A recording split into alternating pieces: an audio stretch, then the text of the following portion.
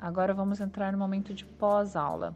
É um momento muitas vezes negligenciado, até mesmo pela correria, né, do dia a dia, mas é um momento muito rico e muito importante, onde o professor pode refletir e ele pode fazer alguns acertos, né, para que a aprendizagem ocorra aí da melhor maneira possível.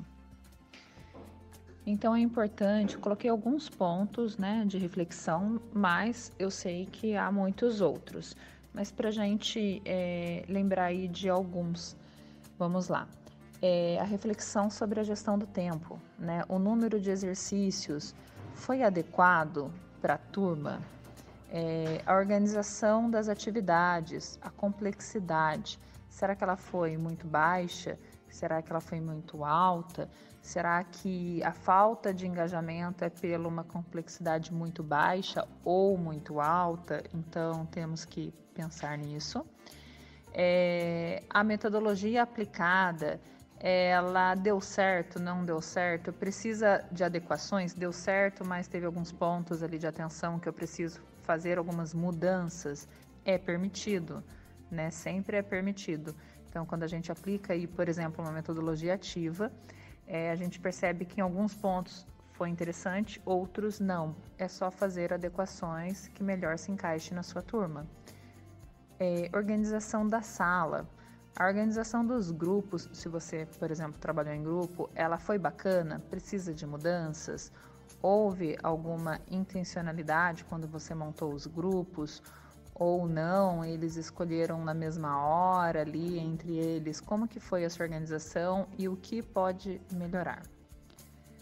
É interessante também pensarmos sobre a avaliação, né? Ela foi adequada, a avaliação dos alunos, ela foi adequada?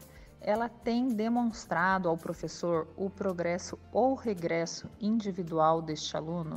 É importante o professor perceber isso, né? Então, as avaliações dentro do currículo paulista, ela serve para nortear, né, o trabalho do professor em sala de aula.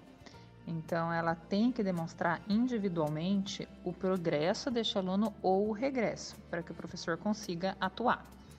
E a autoavaliação da própria aula? Então, vocês podem fazer esta autoavaliação lembrando de algumas considerações que os alunos acabam demonstrando no momento de aula, né, e da sua própria reflexão. Então, houve clareza na explicação? Ou de repente você percebe que isso daqui eu acho que não ficou muito claro para o aluno, eu vou ter que voltar.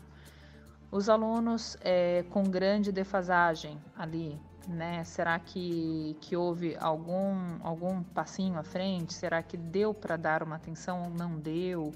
Né? E o porquê? Enfim, algumas estratégias para tentar chegar mais com esses alunos aí. A falta de engajamento versus desorganização versus indisciplina. Então, é uma coisa que leva a outra.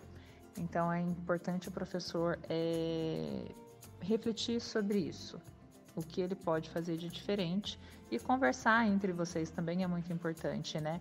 De repente, a prática de um professor pode auxiliar o outro ali em algumas estratégias para que ocorra um melhor engajamento, uma organização melhor da aula e com isso você vai atingir ali questões de indisciplina, né? Finalizando esta trilha, vamos voltar à sondagem, né? Que foi a pergunta lá no início que foi feita. Como as minhas aulas estão contribuindo para a formação de um sujeito transformador, na perspectiva da educação integral? Montar uma aula, ser professor não é uma tarefa fácil. Observamos durante todo esse percurso dessa trilha que envolve muitas coisas e é bem complexo, né? Ser professor é uma atividade muito complexa, mas na minha caminhada eu estou contribuindo para essa educação integral do meu estudante, do meu aluno, ou não? Quais são os pontos de atenção? Que pontos eu posso melhorar? Então, essa é uma consideração muito benéfica, né? Não só para o aluno, mas também para o professor.